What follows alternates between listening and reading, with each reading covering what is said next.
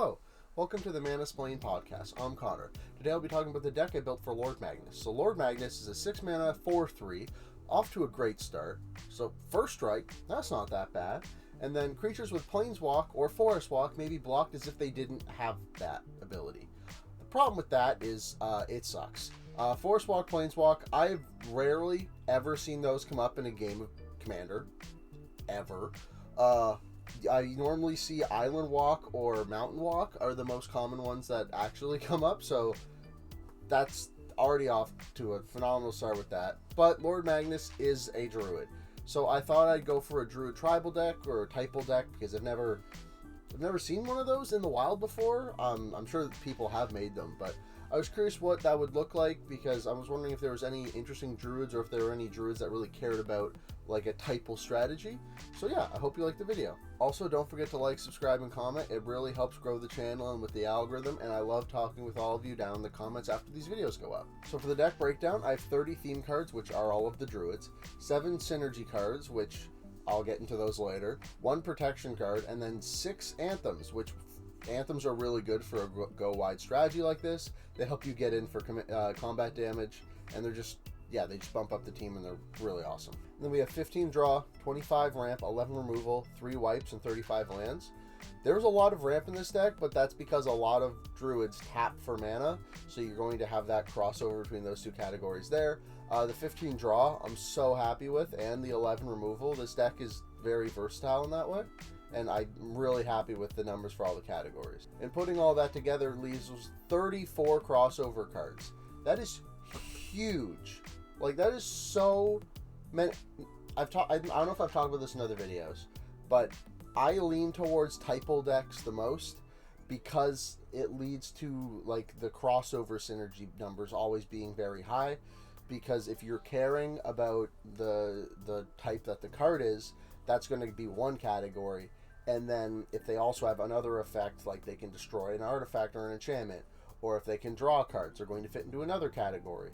So typal decks really fit the mold I've designed for this. I don't know. Maybe I definitely do have a bias towards them. But it's also because I think they run really well because of their high synergy. A third of this deck, the cards fit in multiple categories. So a third of the time, whenever you're drawing a card, it's worth more than one card in my opinion because it can do multiple different things. So yeah, I really like this deck.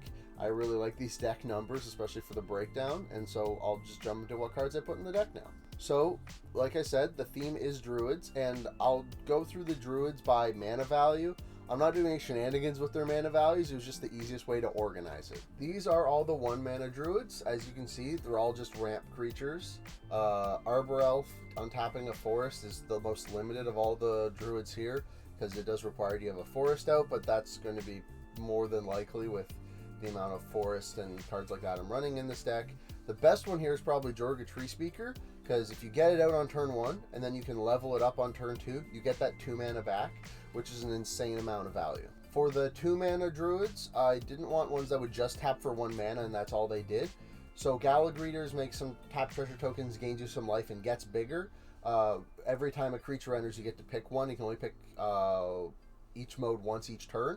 So if you have 3 creatures enter, you can get all 3 modes. But Galagreeters is amazing. It's so good. Incubation Druid, if you get any 1/1 counters on it, it'll add 3 mana instead of 1. So you can adapt it, or there are some other ways to get 1/1 counters on it.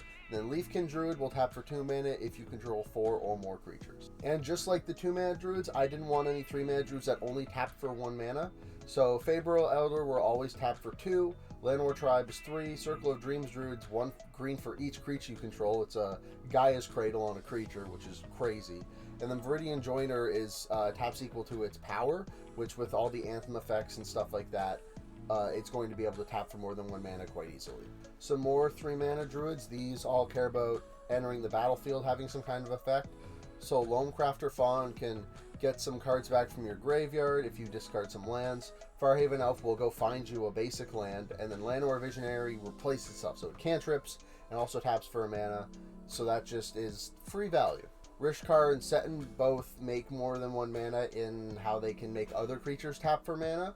Rishkar can put +1/+1 counters on up to 2 target creatures, and then those creatures will get the ability to make a green mana. So if you have a druid that cares about 1/1 counters or its power like I showed earlier, or you have a druid that can't tap for mana, you could put a 1/1 counter on it with Rishkar, and now it can. And then Seton, you can just tap an untapped druid you control to add a mana to your mana pool, and this gets around Summoning Sickness because Seton is tapping the thing, and Seton can tap itself for the 1 mana with, like, to get past Summoning Sickness as well. Seton is awesome. And the last 3 mana druids, we got Augur of Autumn, which is a ridiculously powerful card. You get to play lands off the top of your library, and if you control 3 or more creatures with different powers, you can cast creatures from the top of your library, which is ridiculous. And then Owlbear Shepherd, at the beginning of your end step, if you have a total power of 8 or greater on your board, you get to draw a card. So both of these are card draw. I consider Augur of Autumn card draw because like a third of the deck is creatures, and then a third of the deck, a little more than a third of the deck is lands. So basically over 2/3 of the time, Augur of Autumn, you'll be able to get the card off the top of your library with it. That is so good. Now for all the 4 mana druids, Beast Whisper, whenever you cast a creature spell, you draw a card. That is insane, especially with there being 30 druids in this deck. A third of the cards you're going to cast are going to draw you a card with it, and it's just going to, and all of them will cantrip because of that, which is awesome. Deeproot Historian gives all of your druid and merfolk cards retrace, so if you discard a land, you can then cast one of them from your graveyard, which is so powerful. Karametra's Acolyte taps for green equal to your devotion to green, so that can make a crap load of mana. Druid of Purification is an insanely powerful removal spell. It is so good. And then Voice of Many is a harmonize on a creature, because with this deck, with the amount of druids you're going to have on board, you're probably going to have the most amount of creatures. More than likely, definitely more than 2 of your opponents, but often you'll have more than all 3 of your opponents. Now for probably the strongest druid in the deck, Guiltleaf Archdruid. Whenever you play a druid spell, you may draw a card. First of all, that's amazing. All of the druids now cantrip just off Guiltleaf Archdruid. And then you can tap 7 untapped druids you control and gain control of all lands target player controls. Guiltleaf Archdruid is so broken. That is a lot of druids. That is difficult to do. But being able to steal all lands target player controls, that just takes them out of the game. And then Kaisa, or Kaisa, don't know how to pronounce her name, gives all of your green creatures +1/+1. So it's an Anthem effect on a druid. And the last 3 druids of the deck, Eudora, whenever one of your creatures dies, it returns to the battlefield face down as a forest, which is it just is board protection, gives you mana back when your stuff dies. It's great. Earthshaker Giant, when it enters, it gives your board +3/+3 and trample, which is amazing. And then Kamal, the beginning of combat, your board gets +3/+3 and trample. So Kamal and Earthshaker Giant are going to help you close out the game. So for the anthems, there's a couple. Like I said, there were 6, and they all are just to help get the creature's powers up, because some care about that, and also you just want to be able to deal more damage than the creature's base power and toughness, and this will help you get in there for the damage to hopefully close out the game. So of the 6 anthems here, there's 2 of them are creatures and the other 4 are enchantments. Kaisa and Kamal are both great creatures. Kaisa's a little overcosted at 5 mana, just giving your board +1/+1, but it's on a creature, so that's also why it costs so much. Sylvan Anthem, probably one of the best anthems here, because whenever a green creature enters, you get to scry one, so that's just more card advantage. That's going to help you over the long run of the game. Always Watching and Radiant Destiny give your board +1/+1 in Vigilance. And then Beastmaster Ascension is every time you attack with a creature, you put a quest counter on it, and as long as it has 7 or more counters on it, your board gets +5/+5. Beastmaster Ascension just destroys house. It is so ridiculously powerful. I just don't understand why they didn't put 7 tigers on it, but that's fine. So the synergy category has like 3 subgroups inside of it, and I'll go over those now. So these care about the tapping abilities of your druids, the ability to make mana and all that. Lightning Greaves, you can pass it around for 0 mana to be able to tap your druids to make the mana, which is great. 1000-Year Elixir gives pseudo haste for activated abilities, so that's also really nice. And if you have any of your druids that tap for more than 1 mana, you can use 1000-Year Elixir to untap them to make even more mana, which is fantastic. In Quest for Renewal, if you've tapped a creature, it puts a counter on it, and as long as it has 4 more counters, during each other player's untap step, you untap your creatures with them, so you can use more mana that way. All these cards are great. I love what these are doing here. Next, you have these effects. True Conviction. It's not really an Anthem. An Earthshaker Giant, also not really an Anthem, so I added them here. Earthshaker Giant just gives the buff when it enters the battlefield. It doesn't give it perpetually like other ones do, so I wouldn't call it an Anthem because of that. And then True Conviction, giving all of your creatures double strike and lifelink. With any one of the Anthem effects, it just exasperates the increase in power so much, and also the life gain really helps you have staying power. And finally, for a kind of little bit of recursion, you already saw them, but Deeper Historian and Lonecrafter Fawn are both just recursion cards that help you stay in the game. So for the protection category, like I showed before, there's only one card, and you've already seen that card. That card being Lightning Greaves. So I'm going to quickly go over it some more.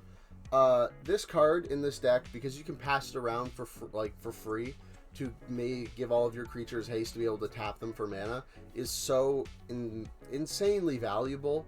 Also, the fact that it can protect your most important pieces, so that you can also throw it onto them when you need to. You can also use it if you have a creature entered, like the Earthshaker Giant, you want to be able to attack with them the turn they enter as well. So you already have a big board, drop that, gives your board the other creatures +2/+3 and trample, throw the Greaves on him, also attack with him out. That's really important. Yeah, I just really think Lightning Greaves does a lot here, and it's better than Swiftfoot Boots so much right now, because the Shroud doesn't really negatively affect you, because you're not really having a lot of targeting effects like that, and the Equip 0 is just so ridiculously strong. So for the draw effects, there is a lot of them, 15 if I remember correctly, and they really do play to the strengths of this deck, which is really nice. So these draw effects are the ones that care about having a big board. Camaraderie is probably the best one here, because it gains you life and then draws you X cards, where X is the number of creatures you control. Already amazing. And then it also gives your creatures +1/+1 till the end of turn, giving them a small bump in power so that you can swing out after you gain all that life and draw that many cards. Camaraderie is phenomenal here.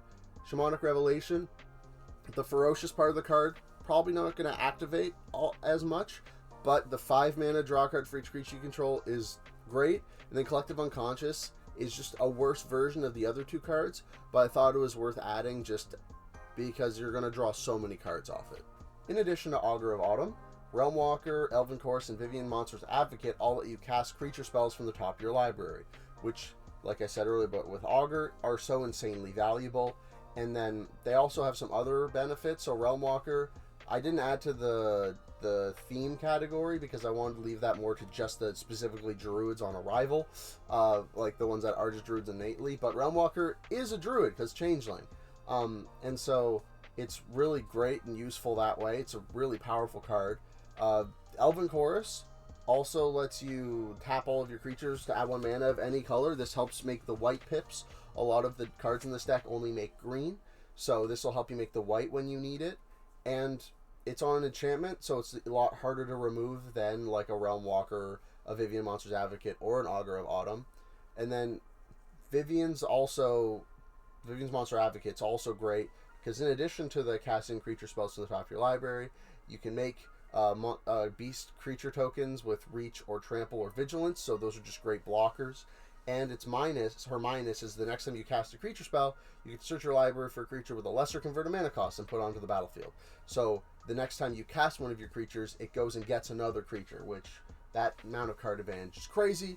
And then Vivian Champion of the Wilds, her minus ability does find you a creature, lets you put it into exile, and then you may cast it if it's a creature, so that's great. And the static ability on Vivian Champion of the Wilds is you may cast creature spells as though they had flash. So the reason that's really useful is you have untap effects like Quest for Renewal and another one of these Realmwalker Augur of Autumn effects. You can cast creatures off the top of your library with during your opponent's turns or out of your hand during your opponent's turns, which can really give you a really big advantage. If you cast those creatures on the end step before your turn, it gives them almost pseudo haste and protects them from sorcery speed removal. Some more ridiculously busted draw spells, Glimpse of Nature and Rite of Harmony, You play them, and then all of your creature spells cantrip for that turn, which is so insane. I slept on these cards a lot when I saw them first, because I was thinking, well, how much is that really going to, like, how are you going to really be able to combo into that over and over? And then I saw some people play Rite of Harmony in an Enchantress deck, and just that one extra card draw, if you already have a Enchantress out, playing a Rite of Harmony, now all of your enchantments draw you 2 cards. That value is insane. So in this deck, if you have a Rite of Harmony, you play that, and you already have something like a Beast Whisperer out, drawing 2 cards per creature is going to be ridiculous. And then Vanquisher's Banner. 5 mana, you draw a card whenever you cast a creature spell of the chosen type. It's also an Anthem effect. I didn't add to the Anthems because it is ridiculously overcosted at 5 mana for +1/+1, and it's not a creature itself, so it's not a body you can swing out with, but it is amazing card draw. And then these are all the druids that give you card draw. I didn't feel like going over them again. I didn't think I needed to, but here they all are if you wanted to see them. So for the ramp category, I'm not putting in any of the druids that ramp. You already saw them when I was going through the theme, and there are so many of them that going back over them here would just be a huge waste of time. If you really want to see which druids ramp, you can go look through the theme again. I have the deck list down below. Yeah, these, and also if you look at the deck list, I have all of the creatures that ramp in the ramp category, but for the video I didn't think that would be necessary to show all of those again, because there's a lot. Probably the strongest ramp card in the deck is Growing Rights of Itlimoc. I remember when this card first came out, I got back into Magic around Ixalan. I played when I was like 12, way back in the day, but not seriously, and me and my friends didn't really understand or know what we were doing. But back when in 2017, I think, when I got back into Magic, Growing Rights of Itlimoc came out with that set, and I was like, holy crap, this card's so cool. And I never picked one up. And then not long later, the card went from like $8 to like 20 to 30. This card's ridiculous, and I'm so glad they reprinted it when they went back to Ixalan, which one of my favorite planes of all time. Growing Rights of Itlimoc crazy, because when it enters, you look at the top 4 cards of your library, and then you can put a creature card from among them into your hand. The rest go on the bottom. So it cantrips essentially when it enters, which is already ridiculous, because at the beginning of your end step, if you control, you only need 4 creatures to transform this, and then it turns into a Gaia's Cradle. That is so bonkers. Also, it can tap for a green on its own, so you don't need any creatures. So it's just better than a Gaia's Cradle that way. Growing Rights is an amazing card, and I'm so glad it's actually cheaper now, and you can afford to put it in decks. I think, as of recording, the card was like $6 or $5 or something like that, which is just so awesome. You love to see it. Some other great ramp spells: Archdruid's Charm. It's ramp, it's removal, and it's also removal again. So it puts +1/+1 counters on creature, and I've showed some other creatures earlier that care about +1/+1 counters or their power being bigger, which is already amazing. It can exile an artifact or enchantment, which gets around indestructible, which is also crazy. And then it can either tutor for a creature or any land card. It puts the land onto the battlefield or the creature into your hand. This card, I mean, I'm building a Druid Tribal deck. I had to put it in here. Archdruid's Charm is so good. I love this card. I was watching some Timeless streams the other day of Magic the Gathering Arena, and I noticed this card being added to some of the Primeval Titan lists, which I'm so happy to see. This card is awesome. Also because it can exile the One Ring, which is very important. And then Harvest Season, with so many creatures in this deck that are going to be tapping for mana and stuff like that, Harvest Season is going to get you all of your basics out of your deck onto the battlefield. And that's such a massive amount of mana swing, it's going to be crazy. The last non-creature ramp spells in the deck, Elven Chorus lets all of your creatures tap for 1 mana of any color, so all of your creatures that can't tap for mana now can. Leyline of Abundance, whenever you tap a creature for mana, you get an additional green, which is phenomenal. And if you spend 8 mana, you get to put a +1/+1 counter on each creature you control, which is also great with the amount of mana you're going to be making. This is going to be like so useful. If you have Itlimoc out, or what's a Circle of Dreams Druid, and you have 8 creatures, just tapping one of those alone will give you enough mana to put a counter on your board, which is super good. And then Freyalise Llanowar's Fury, her +2 makes a Llanowar Elves, so she can just keep pumping out some creatures that will ramp you, which is great. Also removal with the minus, and if you get to the -6, that is a crap load of cards, but realistically you're probably just going to be pumping out the creatures for Leyline of Abundance, it's stuff like that. So yeah, Freyalise is phenomenal. And since we're in Selesnya, the removal is pretty solid. Green is great artifact and enchantment removal, and white is just one of the best removal colors in the game. Two of the most interesting removal spells in the deck are Dismantling Wave and Druid of Purification. With Dismantling Wave, you get to destroy up to 3 artifacts or enchantments, which is crazy, 1 for each one an opponent controls. And then Druid of Purification hits 4, because when it enters the battlefield, starting with you, each player chooses an artifact or enchantment I don't control, and then destroy each permanent chosen this way. So realistically, you're going to hit at least 3 with this, and sometimes you'll hit 4, because people are going to be picking each other's stuff, and I doubt people are going to, like, the lowest you're going to ever hit with this is 2. And that's, I feel like 3 is going to be the most common number with Druid of Purification. This card's amazing. Some more enchantment artifact removal. Traxxas Fall, I'm still super up on this card. The fact that it also can hit a creature with flying is super valuable. Return to Nature, in addition to artifact and enchantment, can exile a card from a graveyard. Again, that's super valuable. And then Freyalise's Landware's Fury, I already just showed that card earlier about how it can destroy artifacts and enchantments. Again, that's great. And then the Exile on Archdruid's Charm, again, it's crazy. It's so good. Green and white have access to permanent removal, which is just insane. Beast Within and Gen Gift can both hit lands as well, while Stroke of Midnight can't. But Stroke of Midnight's probably the strongest one here, because you for 3 mana, destroy target non-land permanent, and you replace it with a 1/1. That is insane. That is so crazy powerful. And then 2 of the strongest creature removal spells in the history of Magic. Path to Exile Swords to Plowshares for 1 white mana, able to exile something. That is so good. Whenever I cast these cards in a game, it's ridiculous. So for the board wipes, I am running 3, which is a lot more than you'd expect in a creature-focused deck, but that's because these board wipes can dodge my creatures. So the board wipes I'm running are Citywide Bust.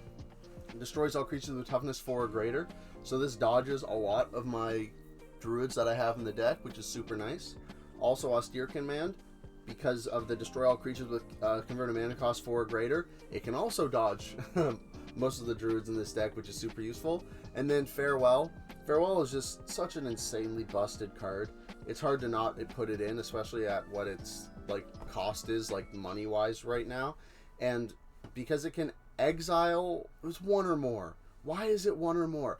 Why can you exile all 4 of these things for 6 mana? It is insane. And if you just want to dodge creatures and hit everything else, you can. So yeah, Farewell, this card is so stupid. So for the lands, not running anything too crazy, but because we're in white-green, we get to run one of my favorite lands. That land being Krosan Verge. Krosan Verge is just like a super strong, insanely powerful version of Myriad Landscape. Being able to find non-basics is insane. In Naya decks, this gets you all the colors you need. Oh god, I love Krosan Verge so much. And then Oran-Reef the Vastwood will put a +1/+1 counter on each green creature that enters the battlefield this turn. More 1/1 counter stuff. Same with Llanowar Reborn. It enters the battlefield with a 1/1 counter on it, and then whenever a creature enters, you can move that 1/1 counter. So yeah, more synergies with the cards that care about power and 1/1 counters and that kind of stuff.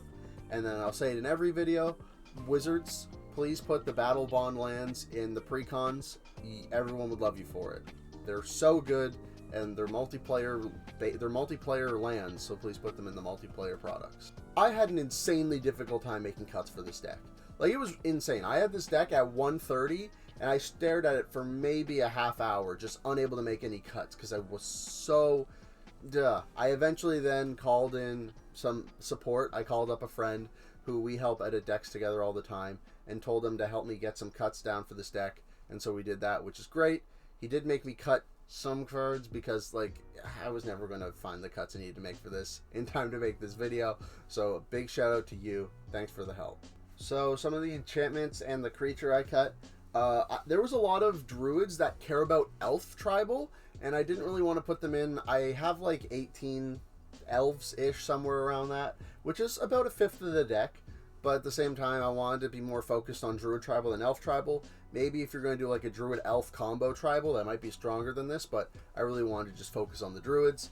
That being said, I did cut Druid Class because it cares about like a landfall type strategy, and I just wasn't going for that, which is why you don't see any like landfall-y type druids in the deck. But that's just not what I was going for.